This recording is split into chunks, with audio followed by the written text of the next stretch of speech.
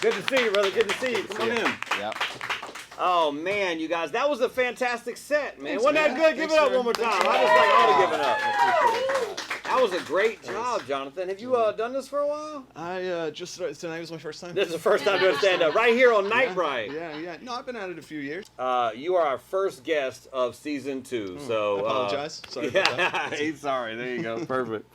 One thing I want to note is that I was a guest on your show recently. Yes, you were. Yeah, man. Yeah. That was Great opportunity for you to tell me how great I did. It was great. I was actually about to say that it was a favor we did for you, and that I'm doing. Thank you. And then I'm doing this also is like, oh man, you owe me. Do I owe you now? You owe me a lot. There you go. No, your episode's fine. Next week, our guest is Jordan Centry, who did 2 episodes right before me of your podcast. His were amazing. We're just gonna leave now. We're gonna leave. So the podcast is Preacher's Kids Podcast. Now, do you have to be a preacher's kid to listen to the podcast? No, in fact, it's better if you're not. It's better if you're not a preacher's kid. No. The thing, what's good about it. Yeah. What I think, one of the reasons people like it is because it's for everybody. Because part of the setup is my co-host Tara Brown, amazing comic. That Tara Brown is.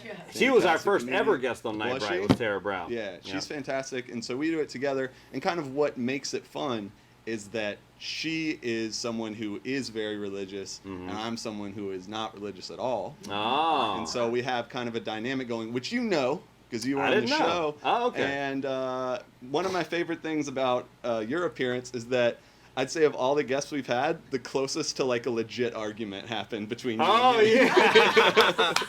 Well, I will say one thing, and Tara Brown, I know you're watching. Thank you so much, Tara Brown. I will say something. Jonathan, what is this? I don't know what kind of stupid analogy you're about to do, but that would be a bottle of water. This, I think, is Jonathan's second bottle of water since he's been on Nite Brite. Okay. His studio wasn't that much cooler, and he did not offer me any water at all on his show. Tara, you can vouch for me. I had to ask for water. I've given this guy 2 waters already. Oh, Yeah. That's how we balling over here at Nite Brite. You know, we do it based on how well we think you're gonna do. There you go. So, You didn't have much much belief in me. Yeah. Well, cool, man. Well, so comedy, or my first question I had for you there, that I wrote down. Comedy or education, what came first? they started about the same time. Yeah. I started comedy a little bit before teaching. I was just kind of like, I need to do something. Yeah. That's how I started comedy. That's how you just need to do something. Yeah, just things were kind of weird, like things were kind of odd in my life, and I was just kind of like, let's do something. Do you mind, what were you doing before teaching? Or before comedy? What were you doing before teaching comedy? Before that whole... Yeah, I lived in Greensboro. I was working at UNC Greensboro before I got another job, came down here. Oh, okay. And then that was a job we don't talk about. And okay, all right. No, I just wasn't. It's a great thing to bring up on a talk show. It was That's just the best thing. That's fine. UNC Charlotte, and I don't mind calling them out. All right, yeah. UNCC, we don't care about you. Wait, we probably love you. I'm sorry. UNCC. We don't believe in Jonathan. We don't believe in. All right, no. That's right. We're both sweating. Dude, yeah, it is, man. Global warming, bro. Yeah. Global warming, man. It's a lot. This is something I left out of monologue. I forgot about it, man. This is the kind of heat nowadays. Yeah. It's kind of like, this will make a Trump supporter into a climate changer, like a Trump supporter into a climate champion, bro. We're like pre-game Jordan up here. Yeah, this is pre-game Jordan. Educator or comedy, your answer was comedy came first. Slightly. Yeah, and then slightly. why educator? How does... Well, where's the thing that we always like, I want to be a teacher, or we always like, I want to be a comedian? How'd that work out? Well, something that happens when you get a master's in English is you realize you don't have a lot of options. Yeah. That's my whole answer. That's your whole answer. And so you're like, I'm going to use this degree in any way. I'm going to teach somebody something or make them laugh. I tried some writing stuff, and I don't know, just kind of stumbled my way into it. Yeah. But I actually have found that in a lot of ways I really love it. In a lot of ways I don't. But I didn't know how cool middle schoolers were. Oh, really? I hated them before this. Well, I mean, in your stand-up, it sounded like you did hate them. In your stand-up, it sounded like you hated them. No, I mean, no, they're actually they're the part of it that I like the most, which should be that way. Oh, yeah. Jonathan Williams, everybody. Do they call you Mr. Williams? I'm a very good person. Yeah, everybody's met you, been like, oh, that's a very good That's person. a good First thing they That's say. a good ray of sunshine type of guy. That's Yeah. what people say. I've always thought ray of about me. sunshine when I see you. Yeah. Why stand-up comedy? Did you give me an answer for that, or were you? Well, I mean, I've always been a fan of stand-up. I never really thought, like, I should do that. I want to do that. Yeah. But, like, I watched it a lot. In fact, it all kind of ties together. Because in middle school, I don't know if you'll believe me, but sometimes people made fun of me in middle school. No, not at all. If you can. So, like, I would come back from a day of not having a great time at school. Yeah, and yeah. pretty much always what I would put on is Comedy Central back in the day when they were mostly focused on stand-up. Yeah, when they just Crazy. crazy. Back when they used to do stand-up. Back when comedy used to, Yeah. So you would watch. So you get made fun of. You watch. Would you find any kind of like solace in other it was in jokes? it was and a stuff? comfort thing for sure. Yeah. And I felt like a lot of sort of kinship. And then later I just was like, I'll try this, I guess. Got to try it. And, did you ever, as 7th grade, getting bullied, did you ever just create a set or like a roast for someone that maybe you never performed, but maybe you have the opportunity right now? What are some of your 7th grade or 8th grade jokes? What's something I can just list all of their names. Oh, there you go. Yeah, we're gonna every bully of Jonathan Williams. This is pretty amazing. I my first day of 7th grade, I had these brand new red shoes. Yep. They were the brand Saucony, right? Saucony, we called it. Well, from, okay, funny you should say that. Right, yeah. I think it's technically supposed to be Saucony, but whatever. Yeah. So they were like fire engine red. Yeah. By the end of the first day, there was a chant about my shoes. Oh my gosh, what was it? Went 1, 2, a McDonald's shoe, Saucony, Saucony. I mean, people were marching, literally marching through the school. Oh my god! And then a few days later, I mean, it was a thing. And then a few days later, I found this. There was a little note in the vent of my locker. Yeah. And it said, "From your secret admirer." And I wasn't I was like, this isn't good. Nothing good's happening here. And, was that like a Hallmark card? Was that the setup? Yeah. And you opened it and it right, said, that was the idea. But like, I was like, I just waited till no one was looking because I was like, I don't want them to watch their prank happen. Yeah. So you had that wherewithal. That's so awesome. I opened it and looked at it. It was this picture of me working at McDonald's. They photoshopped it? No. It was a drawing. And you want to know the worst part? It was really good. They were creative. Oh my god. It hurts so much more when they're good at it. So that's why I teach 7th grade. That's why you teach 7th grade. Is the reason I should start giving. There you go. Absolutely. I'm oh my gosh, it's in my brain so bad. I was in New York. I saw a lot of stand-up. I was on a lot of shows, humble brag. But this one comic over there has this joke, and I don't want to say it, but I'm going to give away some random comics punchline right now, but he's a middle school teacher. He's like, I hate teaching these kids because I'm teaching the next generation to roast me better. Like every day I'm teaching them how to roast me better. You heard one of my bits. They're brilliant. How much of your bits about the kids saying this stuff, how much of that was like from real life? Like the roasts of me? Yeah. All of those, I changed the wording slightly, just, for the rhythm of the joke. Yeah. But every one of those things was said to me. And that's my thing is I can't, if a kid makes me laugh, I don't get mad at them. Yes. Yeah, if you're laughing, you're like, all right, whatever. It's good. That thing, like, you're about to get friend zone on the Disney. That thing, like, that's so disrespectful and not okay. Yeah. But it made me laugh so hard that it is mostly one person. Okay. Right. And I had a deal with her. I was like, every day you're allowed to do this. As long as they're funny. As long as it's funny. Is there ever one just totally bomb and you're like, detention? Yeah. Sorry, it's just not working. Kind of. One day someone else did the TED Talk one. Yeah. And I looked over at the person who I call Chloe in the joke, and I was just like, step your game up. You sound like the funnest teacher ever, man. That's awesome, dude. I hope not. Awesome, man. And something else is that you have this podcast now. It's the Preacher's Kids podcast. Well, it's actually, it's funny you say it. It's actually called Preacher's Kids. It's not called the Preacher's Kids podcast. And the reason I wouldn't care, other than the fact that we have like beef We have beef You have going beef on. with another podcast? Yeah. Do you have beef with the Preacher's Kids podcast? It's called the Preacher's Kids podcast. Yeah. And they, I probably shouldn't be doing this, but Are you promoting But them? I'm gonna no. Oh, okay. I'm starting a war on Nite Brite, on Dream Chase Entertainment. Listen, the Preacher's Kids podcast. Listen, it's fine. I'm gonna do it. We're gonna do it. We're gonna see how it feels. So they, on their bio on Instagram, Yeah. they have, and it says established 2015.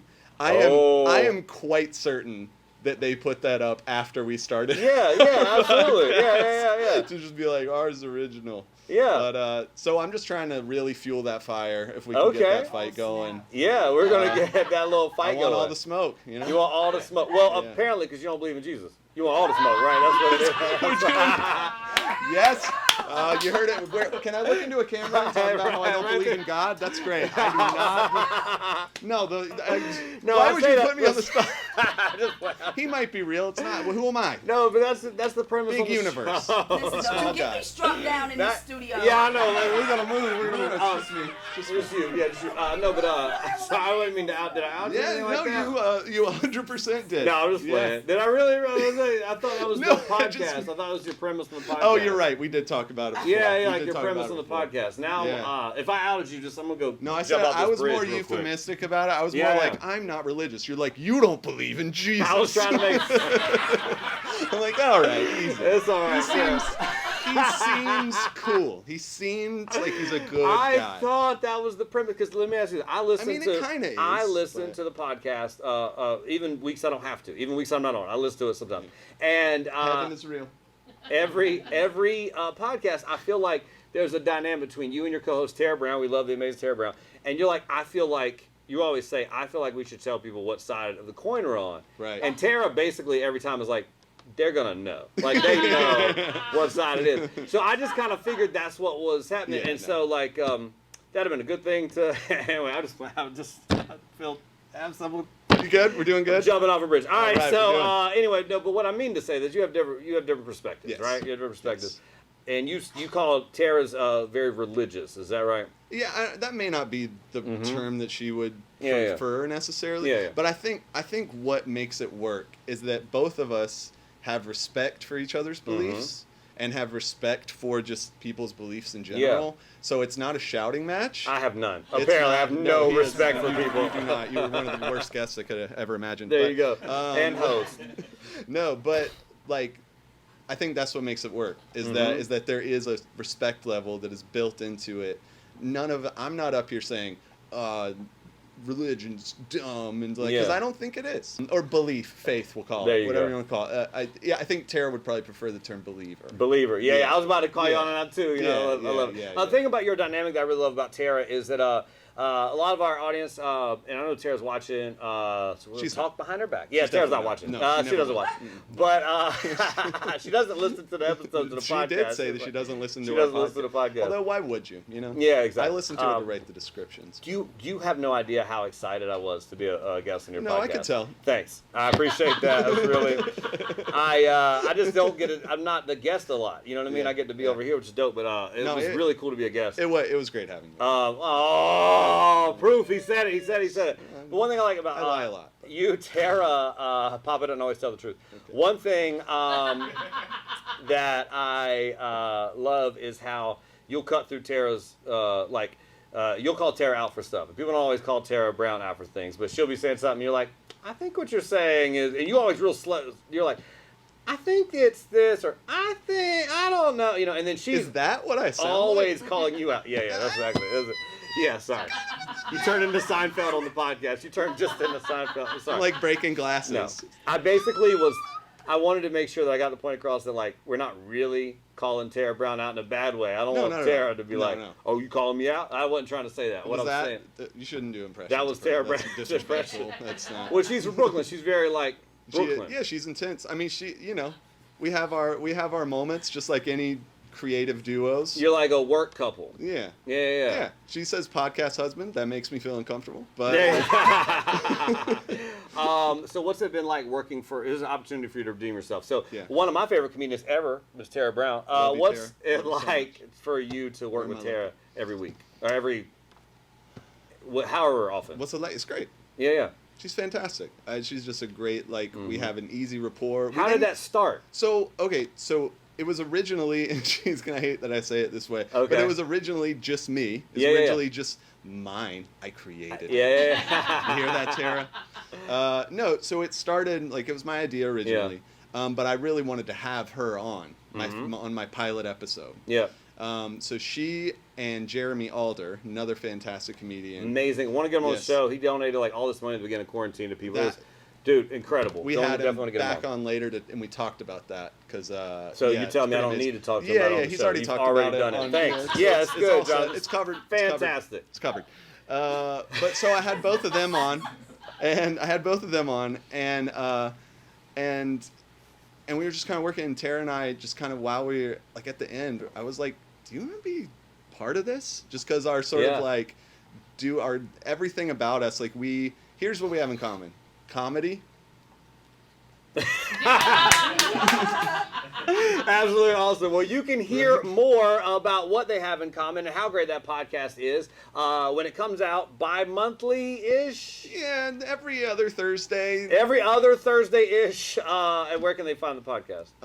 On all the stuff. You can find it on Apple, Spotify, QueenCityPodcastNetwork.com. Also, in addition to the podcast, that we can hear you at least twice a month, probably, usually, mostly. In addition to that, where you talk about different perspectives on religion and God and stuff like that. Yes. In addition to that fun stuff, you're also a stand-up comedian, very talented, as we got to see earlier.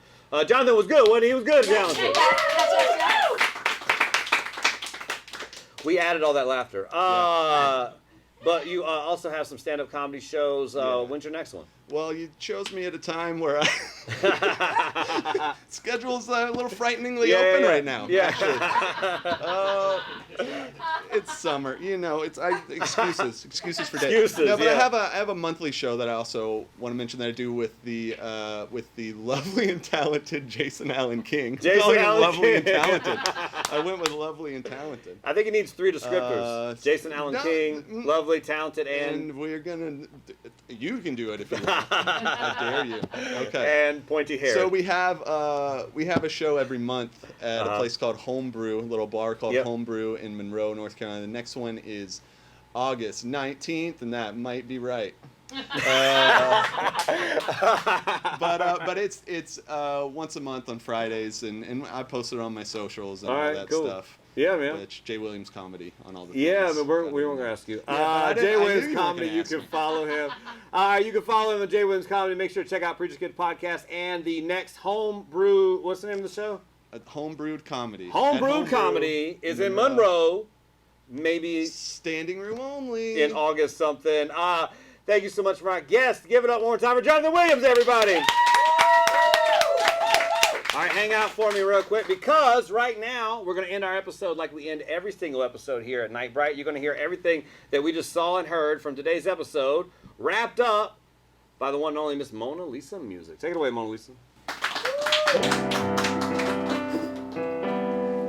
Thanks. You have said a lot of interesting stuff tonight to Mr. Williams, but I think what caught my attention most is that you're a teacher. And that you don't know Jesus. That's the part I was going to cut out. That's good. Keep going. Oh, you cutting out Jesus? No. Just like you. Just no, I that's what should have Jonathan known. did. I'm That's rubbing what off Jonathan on you. No, that's not what I was going to do. I'm not. Oh, my God. So with my brain completely being on random tonight because it's the first night of our show, we're going to talk about that. Let's do it. We're going to delve right into that. Absolutely. So, here's a list of things that you should know when dealing with an atheist teacher. I didn't say atheist. Okay. Well, non-spiritual teacher. Do your thing. So yeah, answer me then. Mr. Williams, can I go to the bathroom, please? Mr. Williams, when's the last time that you said a prayer on your knees? Mr. Williams, can I please go to the bathroom? How many times do you hear that a day? It's most of what people say. Mr. Williams, I think you look like a Disney Toto. So I'm gonna say, Mr. Mr. Williams, I think that you're going to hell. That's what my mama said. That's what my mama said. Mr. Williams, please don't funk me out, 'cause when you're dead, I won't see you again. You're going to hell. Oh my God. And this I won't tell. Oh my God. You're going to. Oh, your child is here. My child And this I was can gonna bring that up. tell. Yeah. Lady Nora, I don't mean a thing. Your daddy's quite amazing. It's those 7th grade kids that he teaches that's always under his skin. So I'm gonna ask you again, Mr. Williams, can I go to the bathroom? Will you sign my hall pass? Absolutely not. MonaLisa Musiq, everybody! MonaLisa Musiq! Guys, that's our show. That's our show. Jonathan Williams accepted Jesus as the Lord and Savior. Oh my God. My thanks to everybody. This completely went off the rails. I regret everything about this. First episode. This completely went off. I didn't expect My any of that child. stuff. And child is here. My child thinks we're going to be separated for all eternity. Yeah, that's what she thinks now. Appreciate that. That's Now good. we have to explain what's real life. And she's and what's she's not real laughing, life. by the way. She's a lot. laughing at that. That's awesome. Which just, Oh my gosh, I was saying good night and thank you so much. So happy to be here. so all that could get cut. We'll have a 4-minute episode. It's gonna be good.